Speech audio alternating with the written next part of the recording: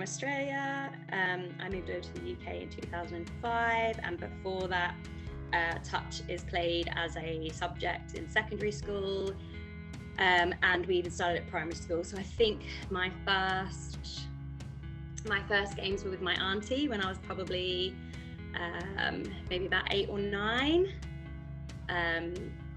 And yeah, so I played all the way through, played representative level for my school, played some under 21 state stuff, and then moved over to the UK at the ripe age of 21.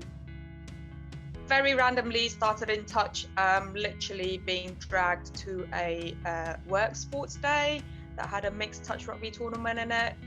One of my colleagues turned around and was like, we need another girl on the pitch, would you mind coming for the day and standing on the wing and enjoy the sunshine? And I was like, yep, sure, don't know anything about rugby or touch rugby, never touched a rugby ball in my life. Got there, stood on the wing for the entire first game, and then I said, if I'm going to stay here for the rest of today, you need to teach me something about the game. And that was that, really. The rest of history. I got playing probably because of my brother, him playing contact and my dad saying that I was too small, and he was a bit worried that I would get concussions, so I began playing touch, and then he began teaching touch, and so we sort of began learning at the same time. It was through work, actually. So the difference being I played contact rugby already. So there was a NHS league going on in and around Birmingham, and I got roped along as a girl who could probably catch and pass to a degree because I played contact already and would be interested, and come and stand around and get involved. And I actually remember not enjoying the game to start off with. Coming from a contact background, I was overstepping the mark. I wanted to be half and I wanted to score. I found it really frustrating to start off with.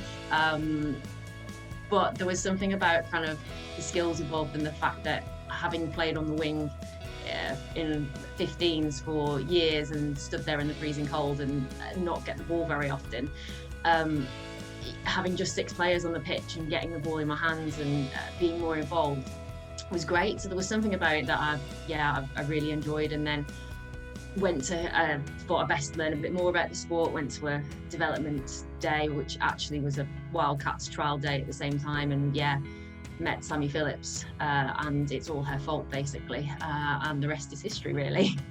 I'd been involved a few years ago a little bit in the capacity of supporting some kind of mental skills and sports psychology work.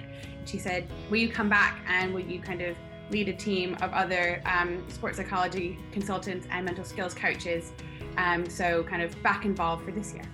I started playing touch way back in Singapore when I was still in high school, and I was actually scouted by one of the PE teachers and lead touch coach at the time, and an athletics meet because I was quick.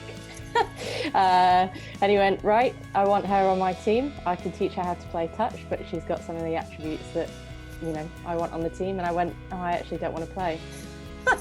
And he bribed me with all of my friends being there and involved in the team already, and he said, well, all your friends are there, you might as well come along. And I did, and the rest is history. So that's how my touch journey started, and ever since I was a kid, it was a dream of mine to play international sport and represent one of my countries, and that's where I'm at today, over 10 years later, still being part of England Touch. So I guess all evolved from school days in Singapore, and I still thank my coach till this day for getting me involved and ringing me in. So that's my touch journey.